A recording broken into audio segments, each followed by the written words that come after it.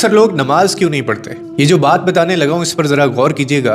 ایک دوست نے اپنی نماز شروع کرنے کی وجہ بیان کرتے ہوئے کہا کہ میں بہت آسانی سے نمازی بن گیا۔ پوچھا گیا کیسے، تو بتانے لگا کہ ایک دن میں کلاس میں بیٹھا ہوا تھا اور اسلامیات کا مضمون تھا۔ استاد آئے اور سوال کیا کہ آپ کے خیال میں لوگ نماز کیوں نہیں پڑھتے؟ ایک بچے نے معصومیت سے کہا کہ سر جو لوگ مر گئے ہیں شاید وہ نماز نہیں پڑھتے۔ پھر دوسرے بچے نے معصومیت سے بولا کہ سر جنہیں نماز نہیں آتی شاید وہ نماز نہیں پڑھتے۔ اس کے بعد ایک اور بچے نے کہا کہ سر جو مسلمان نہیں ہیں وہ نماز نہیں پڑھتے۔